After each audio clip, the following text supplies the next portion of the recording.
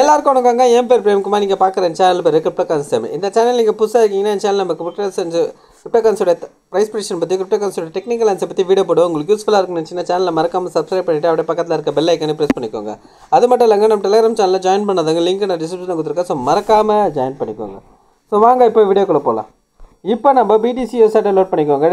Day time வச்சுருக்கேன். Price கரெக்டாக பார்த்தீங்கன்னா $41,100 இருக்குங்க.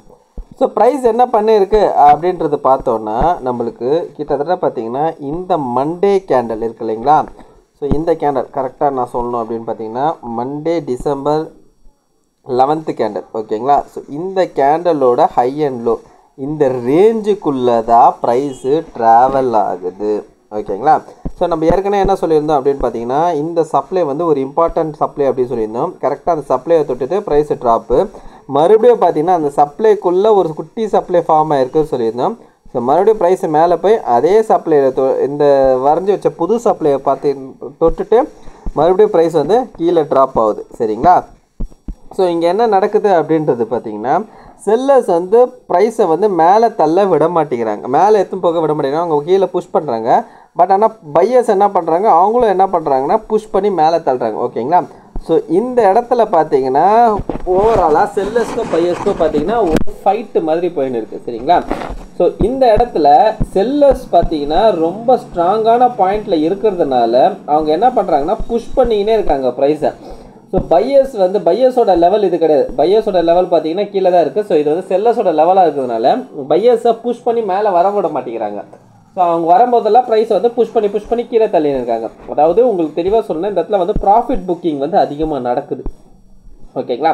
ஸோ அதனால தான் ப்ரைஸ் இந்த ஏரியாவுக்குள்ளே வரும்போதெல்லாம் ப்ராஃபிட் புக்கிங் நடக்குது. செல்லர்ஸ் விட மாட்டேங்கிறாங்க அப்படின்ட்டு சொல்லும்போது ஒரு செவரு கட்டி வர விட மாட்டேங்கிறாங்க கிடையாது, அந்த ஏரியாவுக்கு போகும்போதெல்லாம் ப்ராஃபிட் புக்கிங் பண்ணிக்கினே இருக்காங்க சரிங்களா.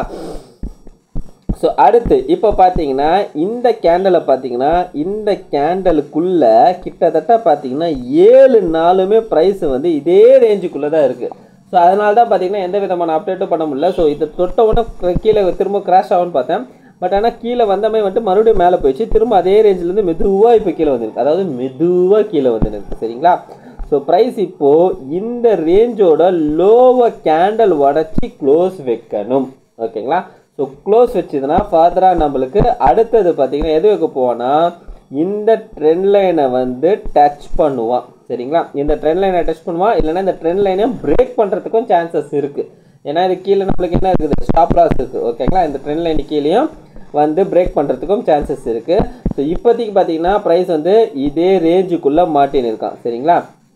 ஸோ ஒருவேளை ப்ரைஸ் மேலே போனால் கூட இந்த ரேஞ்சுக்கு மேலே போய் கேண்டல் க்ளோஸ் வைக்கணும். ஒருவேளை க்ளோஸ் வைக்காமல் பிக்கஸ்ட் வந்தனா ஃபர்தராக வந்து ஃபால் நோக்கி தான் வருவான் சரிங்களா. ஸோ விக்கு வைக்கக்கூடாது, க்ளோஸ் வைக்கணும். அதே மாதிரி தான் கீழேயும் நம்மளுக்கு விக்கு வைக்கக்கூடாது, கேண்டல் க்ளோஸ் வைக்கணும். விக்கு வச்சானா மேலே போயிடுவான் சரிங்களா. ஸோ இந்த மாதிரி ஒரு ரேஞ்ச் ஒரே கேண்டலுக்குள்ளே இது மாதிரி வந்து மல்டிபிள் கேண்டல்ஸ் மாட்டி இருந்ததுன்னா இப்போ அந்த ரேஞ்ச் இருக்குங்களா, அந்த கேண்டலோட ஹை அண்ட் லோ அந்த ரேஞ்சுக்கு மேலே க்ளோஸ் வைக்கணும், இல்லை கீழே க்ளோஸ் வைக்கணும். அப்போ தான் ப்ரைஸ் அதே டைரக்ஷனுக்கு போகிறதுக்கு சான்சஸ் இருக்குது. ஏன் அப்படி சொல்கிறா பார்த்தீங்கன்னா மேலேயும் கீழேயும் ஸ்டாப் லாஸ் இருக்கும், அந்த ஸ்டாப் லாஸை வந்து அவன் ஹண்ட் பண்ணிடுவான் சரிங்களா. Right okay. இப்போ பார்த்தீங்கன்னா வீக்லி கேண்டலுக்கு போகும். ஸோ வீக்லி கேண்டலில் என்ன அப்படின்றது பார்த்தீங்கன்னா நம்மளுக்கு இந்த கேண்டலுக்குள்ளே அந்த க்ரீன் கலர் கேண்டல் இந்த லோக்கு கீழே இந்த ரெட் கலர் கேண்டல் வந்து க்ளோஸ் வச்சுருந்தா இது வந்து பியரிஷ் என்கல்ஃபிங்காக ஆயிருக்கும். பட் ஆனால் நம்மளுக்கு க்ளோஸ் வைக்காமல் ப்ரைஸ் உள்ளே போய் முடிஞ்சிருக்கிறதுனால இந்த இடத்துல நம்மளுக்கு எந்த ஒரு பியரிஷ் கேண்டல் ஃபார்மேஷனும் நம்மளுக்கு ஆகலை. ஸோ அது போல் என்ன இருக்குன்னா இந்த க்ரீன் கலர் கேண்டல் இருக்கு இல்லைங்களா, இந்த க்ரீன் கலர் கேண்டலில் ஹை அண்ட் லோ அதே ரேஞ்சுக்குள்ளே மாட்டின்னு இருக்குது. நீங்கள் டெய்லியில் பார்த்தீங்கன்னா டெய்லியில் ஒரு கேண்டல் ரேஞ்சில் மாட்டின்னு இருக்குது. ஸோ வீக்லியில் பார்த்தாலும் வீக்லியில் ஒரு கேண்டல் ரேஞ்சு மாட்டின்னு இருக்குது சரிங்களா. ஸோ இப்போதைக்கு இந்த இடத்துல என்னென்னா எந்த ஒரு டிசிஷனும் எடுக்க முடியாது நம்மளுக்கு. இப்போ இந்த கேண்டலோட லோக்கு கீழே கட்டாயி க்ளோஸ் வைக்கணும். க்ளோஸ் வச்சா மட்டும் தான் ஃபர்தராக நம்மளுக்கு என்ன மூமெண்ட்டுன்றது ஒரு ஐடியா கிடைக்கும், அதாவது டவுன்வர்ட் மூமெண்ட் வரதுக்கான சான்சஸ் இருக்குது சரிங்களா. ஸோ மேலே வந்து சப்ளை ஏரியா வந்து ரொம்ப ஸ்ட்ராங்காக இருக்கிறதுனால ஸோ ப்ரைஸ் வந்து கீழே நோக்கி தான் தள்ளப்படுது ஓகேங்களா. அப்போது இதுக்கு கீழே வந்து கேண்டல் க்ளோஸ் வச்சுட்டா ஃபர்தராக வந்து கீழே வரதுக்கான சான்சஸ் இருக்குது. ஸோ இப்போதைக்கு இந்த இடத்துல நம்மளுக்கு பியரிஷ் என்கல்ஃபிங் ஃபார்ம் ஆகலை ஓகேங்களா.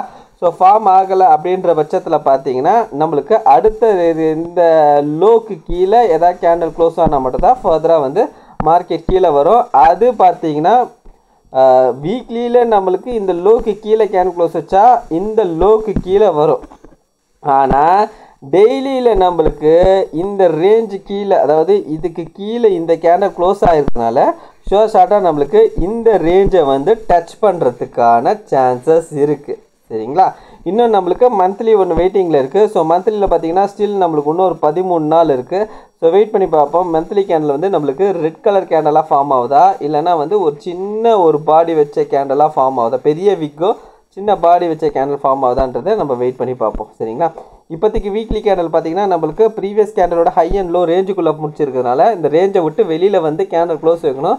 ஸோ க்ளோஸ் வச்சா மட்டும் தான் ஃபர்தராக நம்மளுக்கு அடுத்த மூவ்மெண்ட் என்னன்றதை நம்மளால் புரிஞ்சிக்க முடியும். ஓகேங்களா?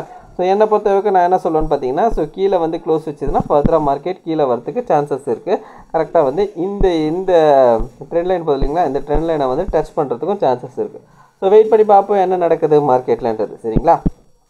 ரைட். இந்த வீடியோ பிடிச்சிருந்தா இந்த வீடியோக்கு லைக் போட்டுருங்க. அப்படியே கமெண்ட் பாக்ஸில் கமெண்ட் பண்ணிவிடுங்க. உங்கள் ஃப்ரெண்ட்ஸ் அண்ட் ஃபேமிலிஸ்க்கு ஷேர் பண்ணி விட்டுடுங்க. கடைசியாக நான் டிஸ்டர்ப் மட்டும் சொல்லிக்கிறேங்க, ஃபினான்ஷியல் அட்வைசர் கிடையாது. இந்த வீடியோ சொல்லிக்கிறது எல்லாமே ஓன் அனலைசிஸ்க்கு. நீங்கள் இன்வெஸ்ட் பண்ணுற முன்னாடி நீங்களே ஒரு ஓன் அனலைஸ் பண்ணிட்டோ இல்லை உங்கள் ஃபினான்ஷியல் அட்வைசர் கேட்டு டிசைட் பண்ணிக்கோங்க. So thank you every one.